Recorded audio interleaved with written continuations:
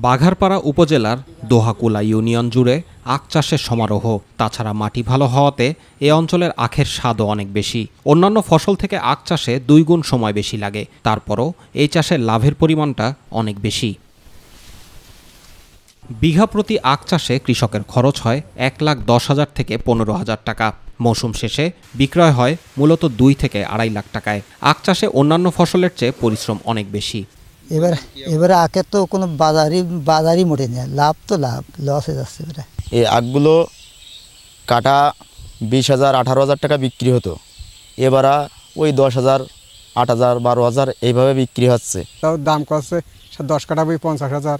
এবার সার মাটি দিয়ে তেল খরচ দিয়ে সব দিয়ে তো জন কৃষি দিয়ে তো বিপদেই আছি। বর্তমান সময়ে কৃষকদের মাঝে দিন দিন আখ চাষের প্রবণতা অনেক বেশি বৃদ্ধি পেয়েছে, কিন্তু চলতি মৌসুমে আখের বাজারে ক্রেতা সংকটের কারণে ক্ষতিগ্রস্ত আখ চাষিরা। শত শত বিঘা জমির আখ বিক্রি করতে না পারায় দিশেহারা হয়ে পড়েছেন চাষিরা। কম কিন্তু খরচ বেশি, সার ওষুধের দাম বেশি, খরচ হচ্ছে বেশি, কিন্তু আখের দাম খুবই কম।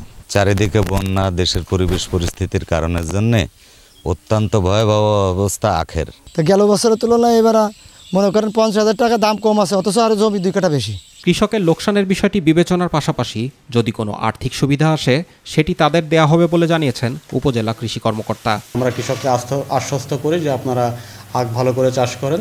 এক্ষেত্রে যদি তাদের ন্যায্য মূল্য থেকে অনেক দাম কম হয়, সেক্ষেত্রে আমরা আমাদের অধিদপ্তরের সাথে যোগাযোগ করব। সরকার যদি কোনো ফ্যাসিলিটিস থাকে তাহলে কৃষকদের দেওয়ার ব্যবস্থা করার চেষ্টা করব। এ অঞ্চলে আখ চাষে কৃষকদের সাফল্য ধরে রাখার জন্য সরকারি পৃষ্ঠপোষকতা ও বাজারের দামের বিষয়টিও নিশ্চিতের দাবি সংশ্লিষ্টদের।